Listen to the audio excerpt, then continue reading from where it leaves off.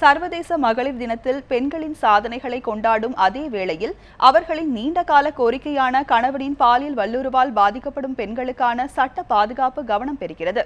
இது குறித்த செய்தி தொகுப்பை தற்போது பார்க்கலாம்.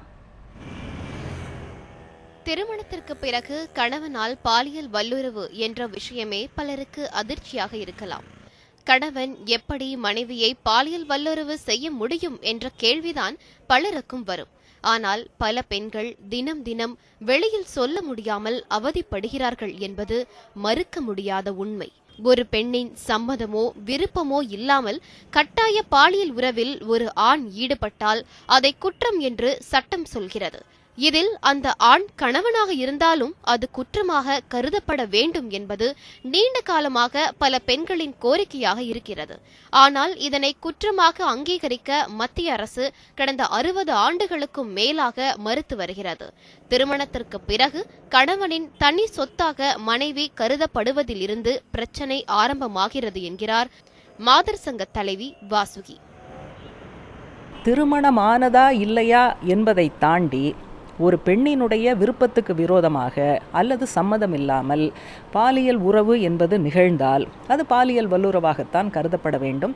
இல்லைன்னு சொன்னால் மனைவி என்பவள் கணவனுடைய சொந்த சொத்து, தனி உடைமை, என்ன வேண்டுமானாலும் அந்த சொத்தை செய்யலாம் அப்படிங்கிற அந்த ஆணாதிக்க பார்வையை நாம் ஏற்றுக்கொள்வதாக அமையும். இந்தியாவில் இது குறித்த விவாதம், அதே போல் இது சம்பந்தமான சில புரிதலை ஏற்படுத்துவதற்கான முயற்சி, இதை அரசாங்கம் முதல்ல செய்யணும். இந்த ஆண் ஆதிக்க பார்வை இந்தியாவில் மட்டும் இல்லை. 2011ஆம் ஆண்டு ஐநா வெளியிட்ட அறிக்கையின்படி 127 நாடுகளில் இது ஒரு குற்றமாக கருதப்படுவது இல்லை.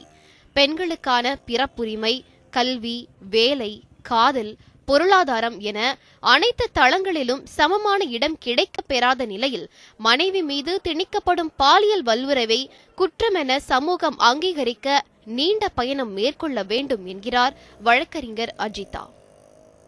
பெண்களுக்கான திருமண உரிமையை இன்னும் அங்கீகரிக்கவில்லை. அப்படி திருமணம் வேண்டாம் என்று தனித்து வாழும் உரிமை சுத்தமாக அங்கீகரிக்கப்படவே இல்லை. அப்படி இருக்கும்போது திருமணத்தை தான் செய்து கொள்வதற்கான நபரையும் தேர்ந்தெடுக்க முடியாது.